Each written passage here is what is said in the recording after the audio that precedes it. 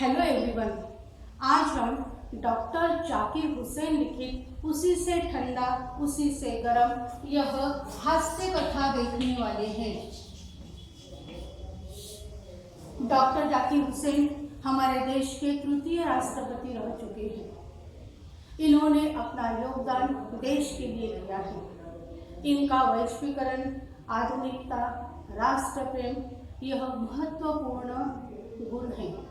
इन्होंने भाषा, संस्कृति, शिक्षा, इतिहास इन विषयों में भी अपना योगदान दिया है। इस कहानी के माध्यम से लेखक यह बताना चाहते हैं कि हमें अपरिचित को नहीं सताना चाहिए, उन पर पत्थर नहीं मारना चाहिए और जहाँ तक कि हो सके अच्छा बनने की कोशिश करनी चाहिए। एक लकड़हारा था।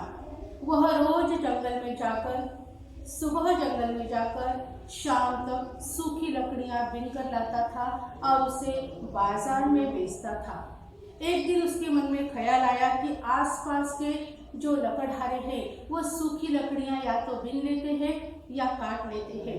यह सोचकर वो जंगल में थोड़ा अंदर चला गया।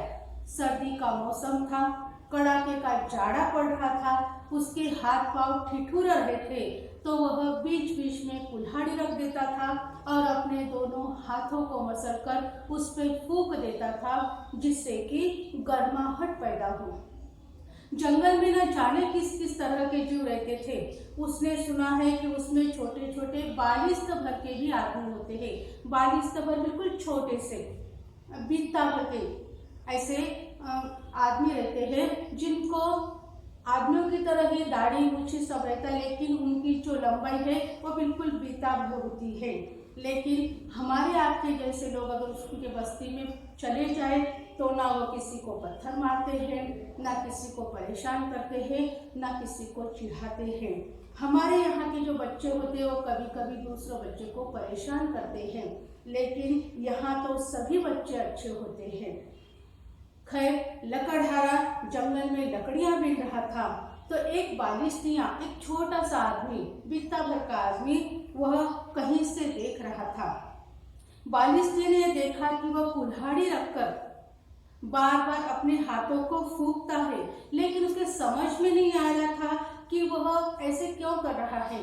उसके मन में एक जागृति हुई, उसके मन में एक इच्छा हुई कि जाकर पूछे, लेकिन वह सहम गया और फिर अपने जगह पर लौट आया। उसे ऐसा लगा कि पता नहीं ये आदमी बुरा मान जाए, लेकिन उससे न रहा गया। वह फिर ठुमक ठुमक कर उस लकड़हारे के पास पहुंचा और कहने लगा, सलाम भाई, अगर आप बुरा न माने तो एक बात आपको पूछूं। लकड़हारे ने अंगूठे के बराबर का जब आदमी देखा तो उसे हंसी आई, पर उसने अपनी हंसी रोककर कहा, हाँ हाँ भाई, जरूर पूछो, बस आप अपना हाथ मुंह के पास ले जाकर फूंक क्यों मारते हैं। तो लकड़हारे ने जवाब दिया, सर्दी बहुत है, जाड़ा बहुत पड़ रहा है और मेरे हाथ ठिठुर जा रहे हैं, इसलिए मैं मुंह से फूंक मार मार कर अपने शरीर में गर्मी पैदा कर लेता हूँ। जब भी मुझे ठंडी महसूस हो रही है मैं फूंक मार लेता हूँ। अब बालिस्ती का जो सुपारी जैसा जो सिर था उसके समझ में यह बात नहीं आई। उसने कहा, अच्छी बात है, और थोड़ा सा दूर खिसक गया, लेकिन आसपास ही वह घूमता रहा और देखता रहा कि लकड़हारा क्या कर रहा है। अब दोपहर का समय हो गया। लकड़हारे को खाना पकाने की फिक्र हुई तो उसने आग सुलगाकर उस पर हंडी रख दी, उसमें पानी डाला और साथ में लाए हुए जो आलू थे वो उसने उबलने के लिए रख दिए। अब जो सर्दी के कारण जो लकड़ी गीली थी वो सुलग नहीं रही थी, तो फूंक मार मार कर वो जो लकड़ी है उसे जला रहा था। बालिस्तियां दूर से देख रहा था और ये सोच रहा था कि फूंक क्यों मार रहा है और क्या इसके मुंह से आग निकलती है, मगर वह चुपचाप बैठा रहा। अब लकड़हारे को भूख बहुत ज्यादा लग गई थी, उसे रहा नहीं जा रहा था और वो उस आलू को खाना चाहता था, लेकिन आलू पूरी तरह से पके नहीं थे। फिर भी उसमें से उसने एक आलू निकाल दिया, उसको छील दिया और अपने अंगूठे से और हाथ से दबाकर उसे फोड़ दिया। वो आलू बहुत ज्यादा गर्म थे तो वो उसे फूंक कर खाने लगा। अब यहाँ जो बारिश किया था उससे तो रहा नहीं गया। उसने सोचा कि इसके फूंक से तो आग निकलती है और ये जो आलू है ये पहले ही गर्म है, अब ये और इसे गर्मा रहा है तो क्या वो आलू को जला देगा। लेकिन उसने देखा कि लकड़हारा फूंक फूंक कर वो आलू के टुकड़े मुंह में रख रहा है और गपागप खा रहा है। अब यहाँ पर बारिश किए जो है उसको बड़ा ताज्जुब हुआ, ताज्जुब होना, आश्चर्य होना। उसे बहुत आश्चर्य होने लगा कि वो आलू को फूंक क्यों रहा है। उसकी हैरानी बढ़ती ही गई। वो ठुमक ठुमक कर लकड़हारे के पास आया और बोला, सलाम भाई, अगर आपको बुरा न माने, अगर आप बुरा न माने तो क्या मैं एक बात पूछूं?